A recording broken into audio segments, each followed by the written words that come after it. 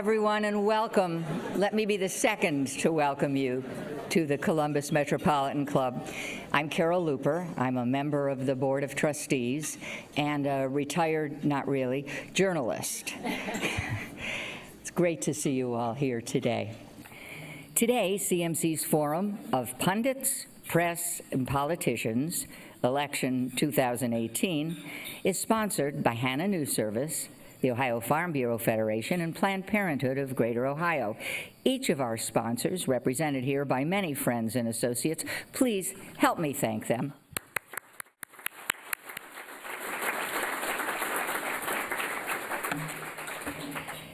If you thought last night's national media coverage of a special election in early August in Ohio was pretty intense, you should probably buckle your seatbelt and get ready for the onslaught of news, political punditry, and drama that we'll all have to endure over the next 3 months, including all of those commercials.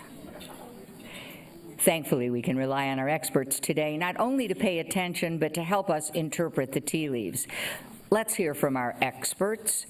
Welcome, Democratic strategist Derek Clay, Republican strategist Terry Casey, co-anchor at NBC4 and host of The Spectrum, Colleen Marshall, Chief Content Director at WOSU Public Media and host of Columbus on the Record, Mike Thompson, and our host, Public Affairs Editor for the Columbus Dispatch, Daryl Rowland. And Daryl, the podium is yours.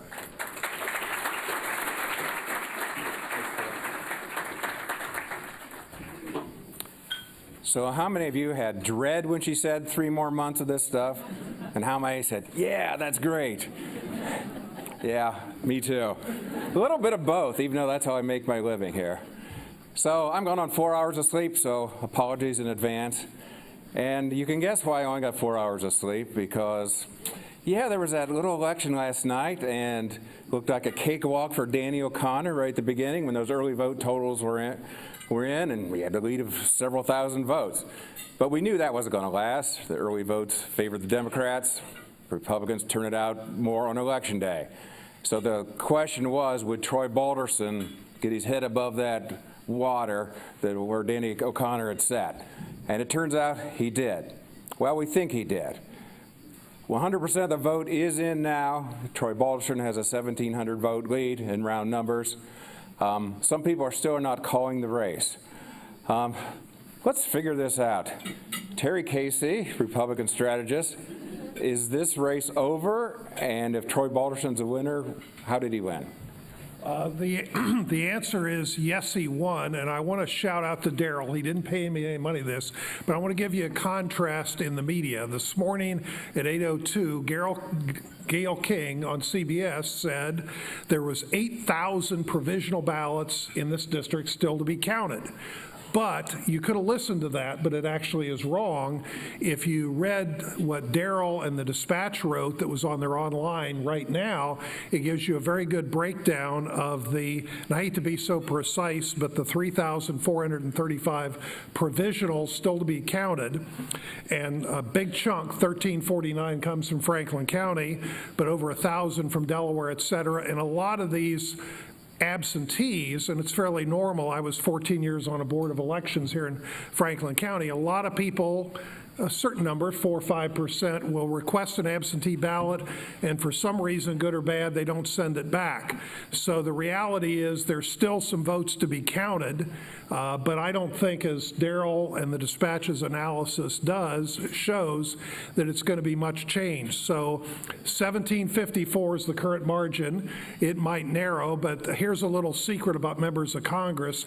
They don't get paid any more or any less whether they win by 1,500 votes or 55,000 votes, though members of Congress, DNR, they do like to brag to their other members about they love me more in my district because I got a bigger margin. So obviously, I think the result is going to be final, but in case you're not happy with the result now, we're going to have a rerun in November. And I got to warn you, if you thought it's safe to watch television anymore, get in a few nights, tape record some things now, because in September and October, it's going to get even more ugly because we've got governor, U.S. Senate, all the statewide administrative offices, local offices. It's going to get uglier and worse. And we should probably explain this whole, insiders throw around this lingo, provisional ballots and uncounted absentees, yada, yada. Uncounted absentees are those absentee ballots. They were mailed a ballot, and they've been, well, they're pending now. To be counted, they have to have a postmark by Monday. They have to arrive at the elections board within 10 days. Am I right on that? Can anyone fix me up on that? And sometimes the post office postmarks, and sometimes they don't, and then there's arguments about that. Right. And so it's not only folks here, but it's also military voters overseas, or military voters and Ohioans from the district who live overseas. They all have that same deadline. Provisional ballots, basically there's some question about whether you are eligible when you go to the poll.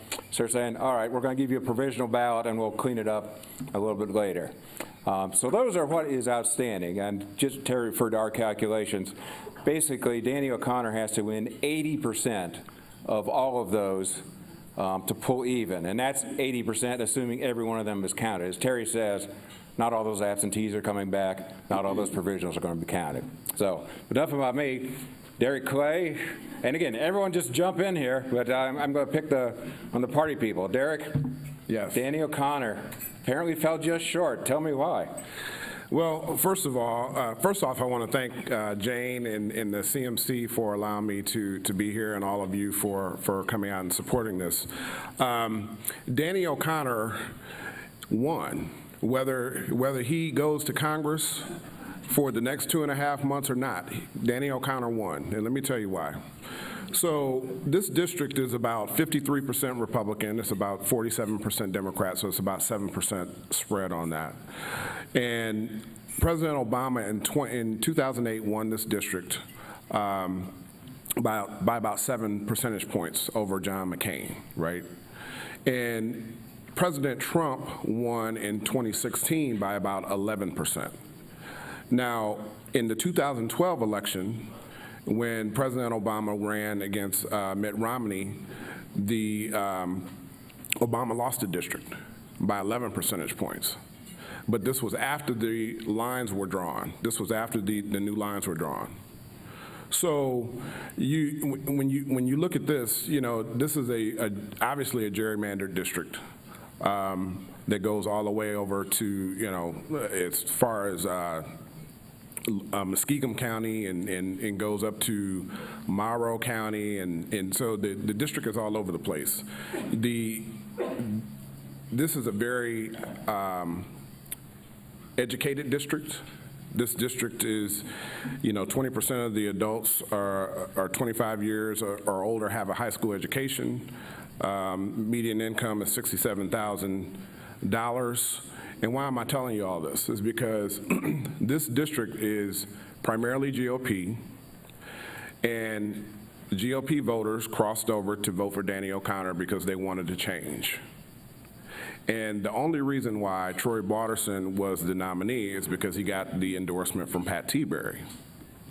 So the Democrats won because Danny O'Connor now has between now and Election Day to campaign.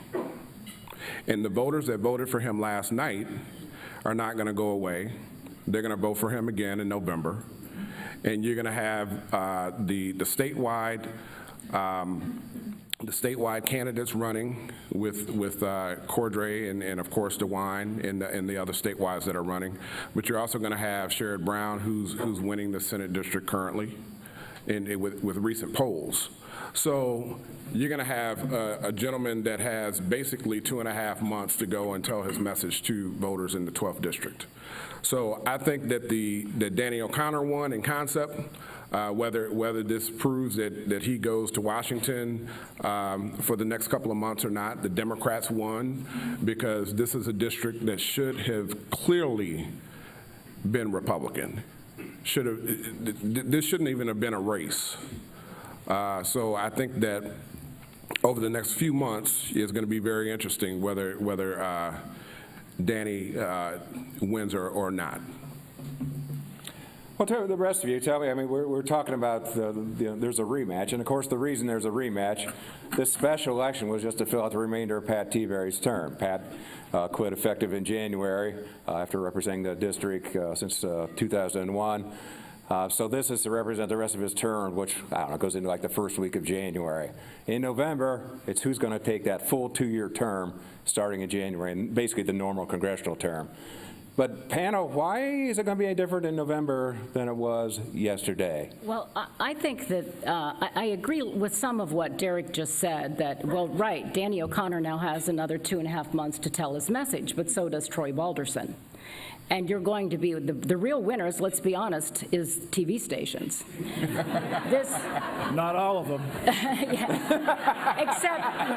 Except for the poor unpaid people down on that end of the panel.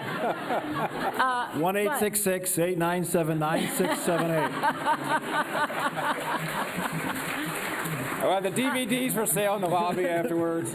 But I think Peter, Paul, and Mary will be on next. I think the reason that this really was a victory for Democrats, or for O'Connor in some ways, is that if he had lost, and we all saw the polls, having them within one, the polls for once were very accurate. And when I said in a newsroom meeting yesterday, if the polls are accurate, this is going to be completely different than if those polls were as bad as they were last time around. If he had come in far below Troy Balderson, what would have happened was the national money would have dried up, because Democrats want to flip 27 seats. And what they are looking for is the seats that are vulnerable and where that's possible. And now they look at this race and they say not only were they within a percentage point, but they had a high voter turnout for a race that's a special election. I thought it was in the 30s. Terry told me it's closer to 40% overall. For a special election, that's incredible. I've covered general elections where the turnout was 20%. So this was really, so I think the reason this is a victory for him in a way is that he now has cred. He has credibility. He's shown that his campaign has legs. And the Democrats and the outside organizations that are deciding where do we want to nationally put our money, where we have a chance of it meaning something, are going to look at Ohio's 12th district and say that seat is up for grabs, because it is. Troy Balderson now has the advantage of, we're going to, where everyone says it's not decided, he's probably not, I think we can agree, going to get 80% of these outstanding votes. So he has an advantage in that he's going to be shown being sworn in to Congress. He's going to have votes. He's going to be able to be an incumbent congressman now on the ballot. There's some debate, and I'd like to know what you all think about this, the statement that he made the night before the election when he was with his group of supporters in Muskingum County and passionately talking to them and saying, we don't want someone from Franklin County to represent us. That had a visceral reaction for some people in Franklin County, and you can bet you're going to be seeing that on campaign ads. You're going to be seeing that over and over again. I'm from Appalachia. I kind of understand what he was talking about. He's talking to this rural group of people, and my dad used to have this suspicion of anybody who was city. He'd say, oh, that guy's city. And I think that he was speaking to this group of people in Muskingum County and trying to say, I understand what your concerns are. But it came out, we don't want Franklin County. And I'm curious, Mike, what was your reaction when you saw that? Well, I thought the same thing, but I'm not so quick to say it's really going to hurt him. It might help him in those outside districts. We saw Donald Trump say some outrageous things. We all said every time he said it, that's going to kill him. That does energize folks in Franklin County, particularly people who were not prone to vote for him in the first place. But I think that also could energize folks in Muskingum and Morrow, in the rural parts of Licking County and Delaware County as well. I think there are two numbers. One is, I went back and looked at the two comparable midterm elections to this one. 2006, which was 2 years after George W. Bush's second re-election, and there was a Democratic wave that year. And then 2010, which was after Obama won and Obamacare, and there was a mini Republican wave of sorts. The general election had a turnout of about 50 to 53%. And this one was, 37, 38, 39%. So there's still 13% of the vote still out there. And that's what these folks are going to be battling for. I think their supporters are going to, if they turned out for the special, I think Colleen's right and Derek's right, that they're going to turn out again. It's those folks who were on vacation, didn't return the absentee ballots, weren't engaged this summer, they're going to be engaged now, and how much of those voters can Troy Balderson and Danny O'Connor capture between now and November. So that's one number, 13% of the votes still out there. The other number is 3. We still have 3 more months of Donald Trump. So a lot of news is going to happen in the next 3 months.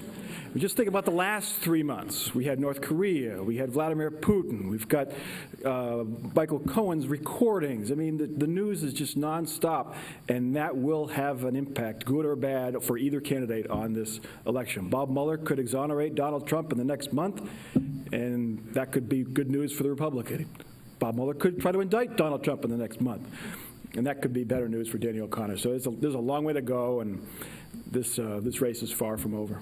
The funny thing about that is, I think no matter what happens to Donald Trump, there's a base of his who will think he's the victim.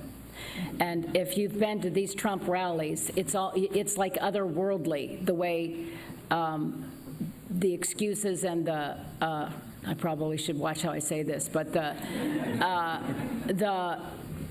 acceptance of whatever he says and the belief of whatever he says, and this posturing that he's the victim of Robert Mueller.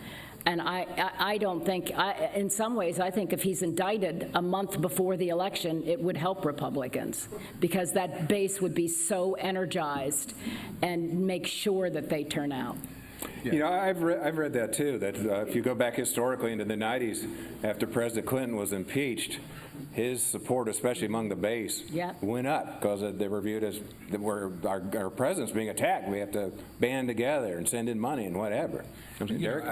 One thing that I wanted to add, I think that once all of the numbers are back and we can see the different breakdowns, it's going to be interesting to see how this race broke out, because clearly there's supporters of there's Republican voters that are voting that have crossed party lines to vote for Danny O'Connor. That's the only way that he was really able to be in this race.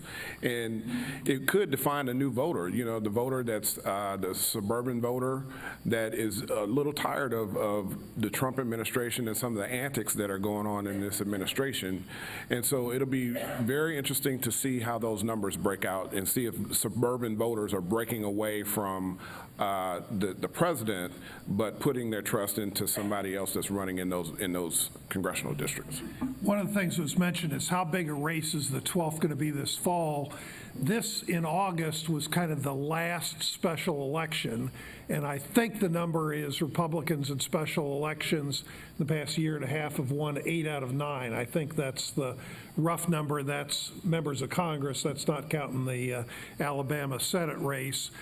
So 8 of 9 have been won by Republicans. But what happens, the DCCC that runs campaigns for the Democrats are very smart, and they look at the list of, say, the top 70 districts in the country, and this one is in the top 70. But I think it's more around the 50th position. And if you're running that committee, what you do, you look at, okay, of the top 20 or 30 or 40, which ones are most winnable? Where do we have good candidates? Where are the other candidates at? What's the cost to win a district? Because some districts are in, like Jim Jordan's district, 4 different major media markets. This is in one, but one that's fairly expensive.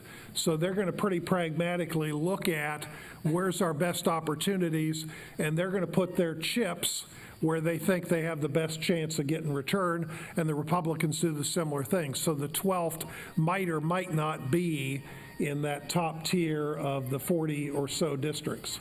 Well, let's segue into that, what Terry just said and what Derek just said. In some ways, I hate the day after the election because this is when there's all this speculation and, speaking of punditry, about the great meaning of it all. You know, to one election, one vote, whatever. So, panel, what is the great meaning of it all? It means that we're still very divided, that that it just shows the angst that the current administration, which he promised to bring when he was running in 2016, has brought to the electorate and to our communities. The interest level in politics is higher now. The divisive and the nature of the politics and people, you know, picking sides and following their tribe, it's there, and it's not going away. I think that's and the fact that this is less than a 1 point margin in a heavily Republican district, I think it's a blip in time, but it just shows you that this president is very divisive.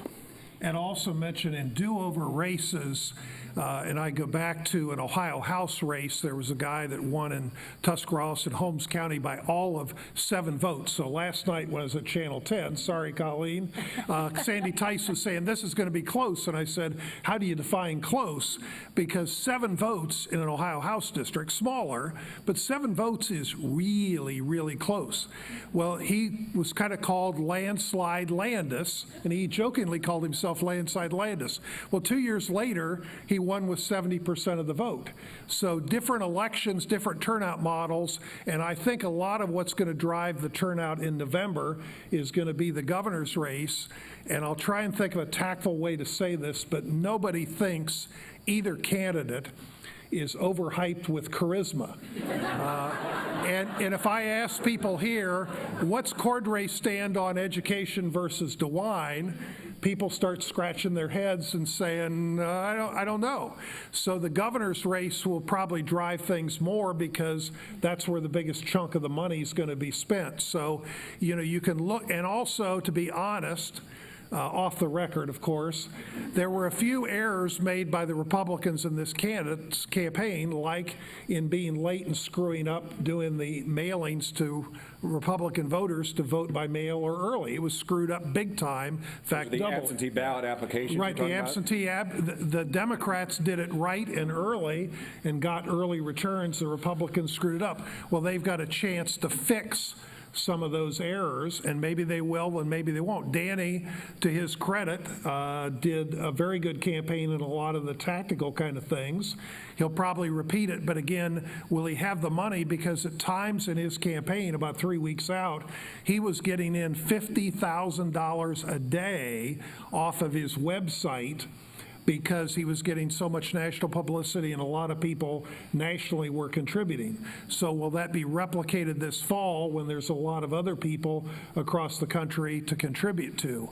So there's a lot of variables, and sometimes rematches, like in football, they come out with the same result, and sometimes it's totally different. Well, Yeah. go ahead. I was just going to say two things I thought of while Mike was talking about the divisiveness. I happened to last night, one of our photographers who covered the Trump rally last week said to me, hey, I have a story you might want to put together. This guy, it turns out there's this group, these Trump people, they're like the Grateful Dead. They follow him around the country to these rallies. And I'm going, what? He said, oh, no, you got to listen to this guy. I did an interview with him. So I went back and listened to the tape, and I am putting together a story on it, that it's this group. They've made up this Trump flag. They, without permission, ran it up the flagpole at Olentangy Orange High School. And this guy has been to 37 Trump rallies. He finds out where he's going to get next, and he and this group of about 25 guys hit the road and follow him. And they fire up the crowd. And anyway, it's the story. But one of the things, then I also listened to some of the sound bites from the protesters because I wanted to be fair and get a real feel of the people who were outside Olentangy Orange. And this guy, one of the things he said was, look around you. This is a love fest. It is a love fest. And then I'm putting right after that a soundbite from one of the protesters who said, I've never seen so much hate. So there is this division where people have a completely, it's like we're in two parallel but not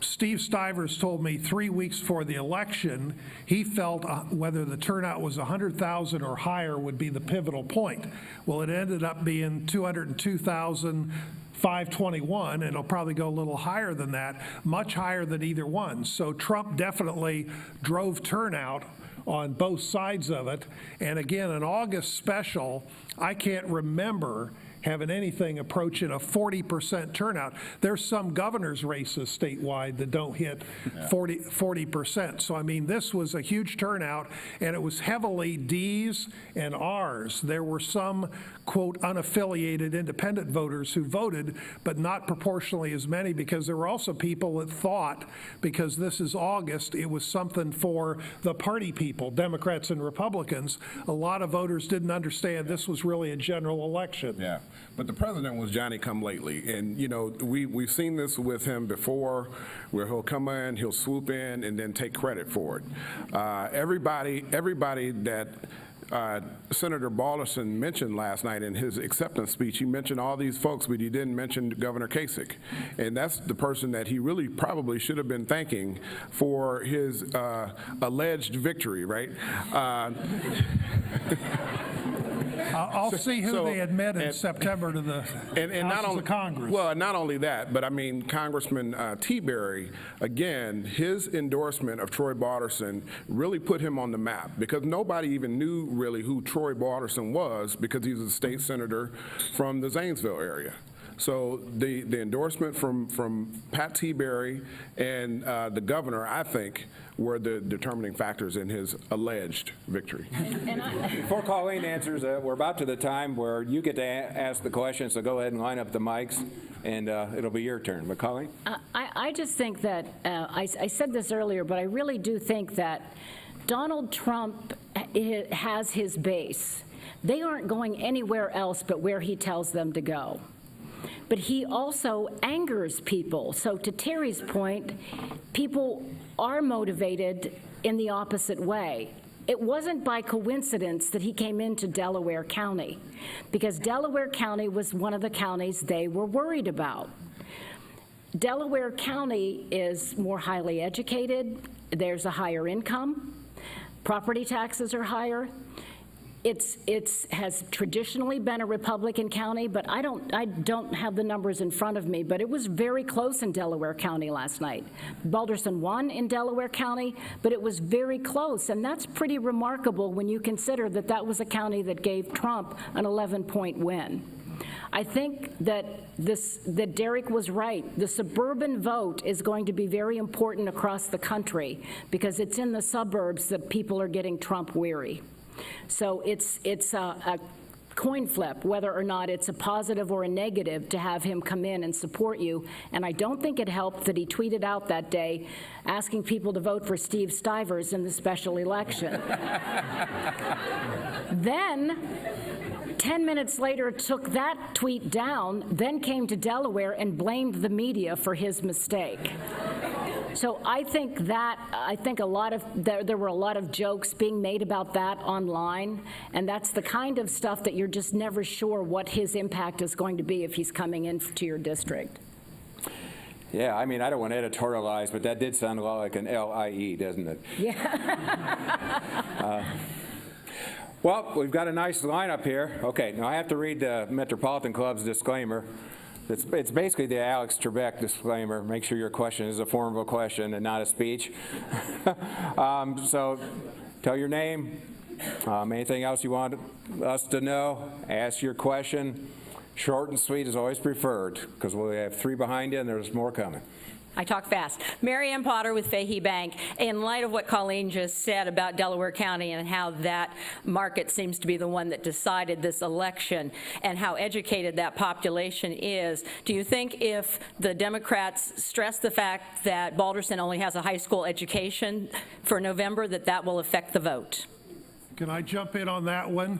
If you go out and campaign that way, certain people that only have high school educations get a little insulted and irritated. And when a New York Times reporter on Monday before the election basically said Troy and the people that support him were hicks, it tends to kind of insult people. So you could use that kind of campaigning, but I think it would backfire. I think one of the strengths of Danny O'Connor's campaign was it was largely a positive campaign. He had negative ads, and it's people supporting him did run negative ads, but the Balderson campaign was much more negative, both his campaign and the folks supporting him. I think that was successful yesterday, and I suspect that he will stick with that going forward. As somebody from the sticks, I agree. Don't point out when people don't have an education, because people with high school educations are sometimes really smart, and they're very perceptive, and even people who have degrees would find that to be insulting. I would find that to be insulting. Yeah, I would add, in campaigns, you always want to talk to the voters, and I think that that's an art that we have lost in campaigns, is actually talking to the voters versus trying to attack your opponent. Voters want to know what you're going to do for them in their district. So if, Senator Balderson is able to convey that going into the November election, then that'll be good for him. But, if Danny O'Connor is able to do that along with the push that he's had from this most recent election, then he may be victorious. All right, next. Bill Wayhoff with Steptoe and Johnson, PLC, and I appreciate the panel today.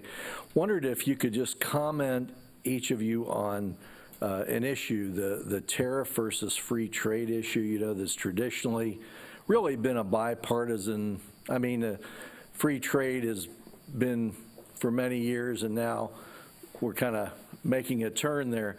I was just curious, what impact do you think this is going to have on the congressional and senatorial elections this fall with the people, as far as, having the tariffs versus what we've been doing, free trade? So Part of it, in my view, depends on what part of the state, because Sherrod Brown is somewhat like Donald Trump in supporting the tariffs, and there's parts of Ohio, including Toledo area, a lot of northeastern Ohio, where they still want the steel industry to come back. It's going to come back some, and there's opinions, but then there's a lot of parts, including central and western and southwestern Ohio, where there's a lot more internationalism, a lot more agriculture.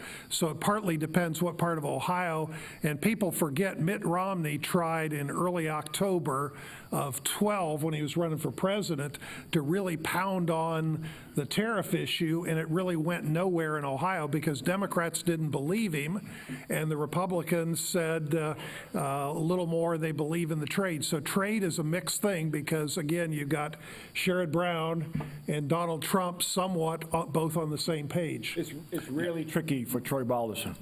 He supports Donald Trump very much, and he wants that Trump vote, and he's placing the tariffs, but he represents a rural agriculture area. He's a farmer.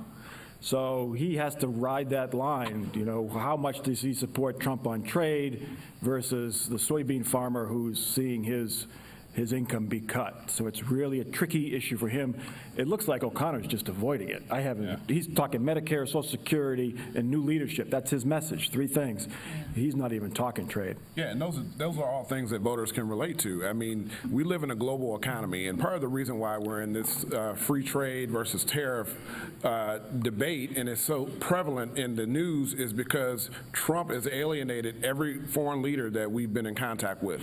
So when you don't have a relationship with these folks where you can actually sit down and talk about what's unfair to the United States, and then you're not going to get far. So then you try to put these mandatory tariffs on these foreign nations, and all they're going to do is do the same, if not worse, to the United States. I think for voters, for the most part, when you talk about international trade and the tariffs, and eyes kind of glaze over, but here's when it's going to stop glazing over: when people start losing their jobs. We're already seeing soybean farmers who are saying that they've lost $2 per bushel in some cases. cases on some of their supplies. And just this morning, I saw on CNN a plant, I think it was in Alabama, a manufacturing facility is doing massive layoffs because they can't get supplies. They can't afford supplies because of the tariffs put on them from China, where they did a lot of their raw material purchasing. So I think what's going to happen is if between now and November we see more of that, then I think it will have an impact on people's votes. I don't know what kind of an impact we'll see in Ohio by then. You know, some of the auto parts manufacturers in Northwest Ohio, this could be impacting them. Some of them are foreign-owned. So it'll be interesting to see what happens to the job market, because it's jobs that will drive votes more than discussions of economic tariffs. Thank you. Next. Yes, hi. Eric Brown, now serving on the Columbus School Board. My question is about this morning's news report, the decision by my former colleagues at the Ohio Supreme Court that hold ECOT accountable for their miscounting and for the problems that have incurred and brought them down, along with affecting adversely a lot of other charters. ECOT is tied very closely to the Republicans in this state. How will this now be used in the coming several months before November? And who's going to benefit? What's the effect going to be? Thank you. Just so everyone's up to speed, the Ohio Supreme Court decided, I think it was 4-2, since Justice DeWine had recused himself, in favor of the state in terms of this is how we're going to count ECOT's attendance, or lack thereof. In other words, the state went after them because they were inflating their attendance of kids actually online and learning. So the state says, since Ohio based school funding on attendance, the state says we need a lot of money back. The Supreme Court upheld that today.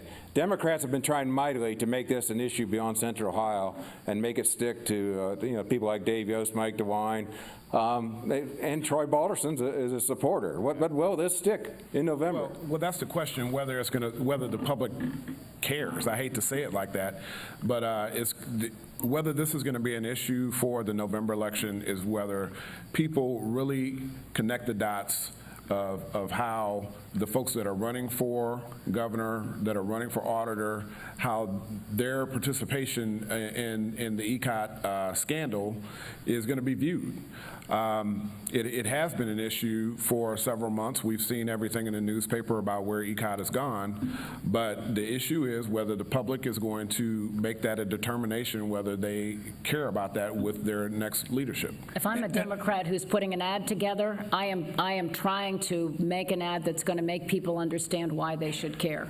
But the confusion, Multi-millions of dollars went unaccounted for because attendance figures, I mean, it's the education of children. If people can't be made to understand or care about that, then we have a bigger problem. It's just whether or not you package it. If you can take a 30-second spot, maybe you start by showing the Palm Beach house of the founder of ECOT and say, wonder where your tax dollars went. And then maybe people will care about it. but the confusion on... Derek was taking notes during that. But the confusion on this issue, the contract on ECOT was originally signed in '06. Sorry. And then you had a Democrat governor and attorney general and state treasurer during 4 of those initial years of ECOT. And then it was roughly 2014 when the legislature changed the law that made it tougher to go after ECOT and get them, which is ultimately what sunk them. So there's going to be finger pointing of who is asleep when, because this covers both Strickland and Cordray periods in office and Republicans in office. Colleen just got a job offer from a Democratic strategist. I think that ECOT is part of the culture of corruption you will hear over and over again over the next few months. ECOT, payday lending, and whatever else the Democrats want to throw at Republicans. I think that's where it fits in. All right, folks, we're about to go into the lightning round here. 4 questioners. We got about 5 minutes, so Spell out your question and maybe just one or two at the most respond. If we can do this? Sure, I'd be happy to do that as fast as I can. I'm Mary Lightbody. I am a candidate for the Ohio House of Representatives District 19, which is Northeast Franklin County. So far, we've talked about the special election. You've just touched on some of the statewide elections. I'd love to have you each please share, if you would, that's my question, your insights on the down ballot races. What do you think is going to be critical for the fall races? Thank you. We have a half hour. I know, right? Half a minute. I can only speak to the Democratic side of the aisle. I think that we have a very strong down ticket candidates. You know, when you look at Cordray and Betty Sutton, I mean, their record speaks for themselves. Kathleen Clyde is an excellent choice for Secretary of State. Treasurer Rob Richardson down in the Cincinnati area, and our auditor candidate in Zach Space, former congressperson. And these folks are from all different parts of the state. So I think that we have a strong, very strong top of the ticket, and I think that that will trickle down into the down ballot races. But I think for the voters, it's very confusing because the learning curve is huge, because most of the people, if we went around this room and said, who is Robert Sprague and Bob Richardson, who are running for state treasurer, not many people could give you any idea of who these people are and where they're coming from. So, but I still think the governor's race is going to be the more dominant, because I think there's going to be more money spent there, and it's unclear yet what is the issue going to be in the governor's race. Thank you. Thanks, Mary. Next. Hi, it's a good segue for me to follow Mary, actually. I'm Joanna Saul. I'm from Planned Parenthood. You know, there's a lot of talk about a blue wave, but at Planned Parenthood, we like to talk about a pink wave. What do you see as the impact of women and women candidates like Mary on the upcoming election? Thank you. I think it's interesting that we had all of those women who were initially running for governor, and yet we have 2 white men at the top of each ticket. But I think we're seeing more women who are getting involved, and more women who are strategically helping each other. There's that new group, the Matriots. I don't know if you're familiar with that, but some of you are apparently familiar with that. But I think that I think what's going to help women is other women. My guess is a lot of the Delaware County vote for O'Connor probably was women. I don't know. We'll find out in the next few weeks. But my guess is like that woman we talked about before we came up here, the woman who did the ad for Danny O'Connor, who said she'd voted for John Kasich twice and Donald Trump once, but she was voting for O'Connor this time. Yeah. I think they're going to be a key to this election and many more. Yeah. And I like to point out, having worked not just in the last year or two, but back in the 90s and others with whether it's Joanne Davidson, Betty Montgomery, the Chief Justice of the Ohio Supreme Court is a Republican woman. You look at the other women on the court, I think Republicans have done well in this state and in central Ohio with a lot of the office holders and who they've been successful in, not just recruiting them as candidates, but getting them elected. I think women are more empowered than ever, just because of the current administration that we have, and all the slights that have been put towards women and women's movements. You saw the marches that happened right after the election. So I think that you're going to see more women running for office and getting more involved in our civic process. And did anything ever catch on fire or go as fast as the Me Too movement? Thanks, Joanna. Next. Hi, I'm Diraj with Flursoft. My question is regarding what we have seen in the presidential election, a lot of news coverage about the collusion and the impact of external adversaries who are influencing our election process. Does panel feel that, and we see in the news that it is even happening as we speak, do you guys feel that our Ohio elections, especially upcoming elections, will be influenced by that in any way? I sure hope not. Well, one thing that's a lot of confusion, I was on the Board of Elections here in Franklin County, was on statewide Board of Voting Machine Examiners. One part of the allegation is that somehow there's a magic person, either it was Karl Rove in the basement of the White House or somebody in Russia that's manipulating the voting machines. And the good thing is that part of the election system is not subject to hacking because they're not set up with their own telecommunications and all that. But They're not online. No, they're not online, and most people don't realize that because they see a touch screen and they think it must be all hooked into some system. So there's lots of safeguards and protections, but on the whole issue of the media, fake news, whose stories you can believe and not, again, we need a full hour to talk about that. It's hard to do it in 10 seconds. And we have one more questioner. Let's wrap it up, and we'll get right under the buzzer here. Hi, I'm Sandra Lopez, and I'm curious. Colleen talked about the excitement around the president and this cult following, and we think back in the last 3 years, it's a daily scandal around the president. So I'm curious, looking at 2020, who are those candidates that Democrats can be excited about and start rallying up the troops and the dollars? You should say that, because I just had a conversation with someone where I said the Democrats better get a message and they better get a candidate. And I'm not seeing that really a cohesive candidate or a cohesive message on the national level yet for 2020. Maybe they're waiting until after the midterms, but you would think that as seemingly vulnerable as the administration is on some issues, that someone would emerge, but I don't know, maybe you have insight. I agree, Colleen. I think that the Democratic Party was really taken off guard when President Trump got elected. I think that I do too. So, I think that and I'm talking about the national folks. I think that they thought that President Clinton or Hillary Clinton was going to be our president, and so now there is a little bit of head scratching that's being done, at the DNC, trying to figure out who's going to be what exactly our message is going to be, because we thought that some of the messages that would resonate with Trump doing and saying the things that he does just doesn't stick because he has his base. So as Colleen mentioned, we are going to have a cohesive message going into 2020. I'll look to history. 2 years before 1992, who thought Bill Clinton would be president? 2 years before 2008, who thought Barack Obama would be president? And 2 years before 2016, who thought Donald Trump would be president? I think that we have a long way to go, and someone will emerge. And I'm going to quickly second or triple. You can't beat somebody with nobody. You got to have a candidate, and you got to have a message.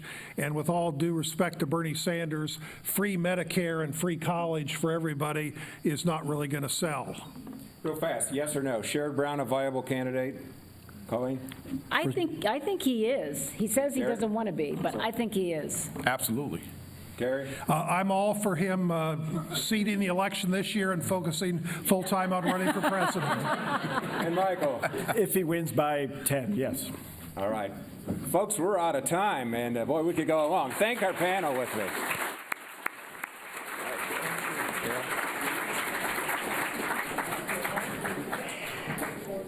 I hope you all enjoyed this incredibly informative, amusing, and authoritative forum today.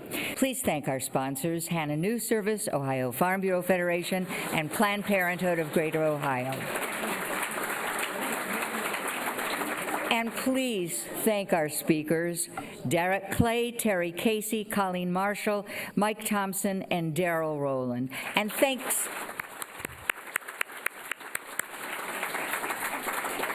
for being here. We look forward to seeing you again at CMC.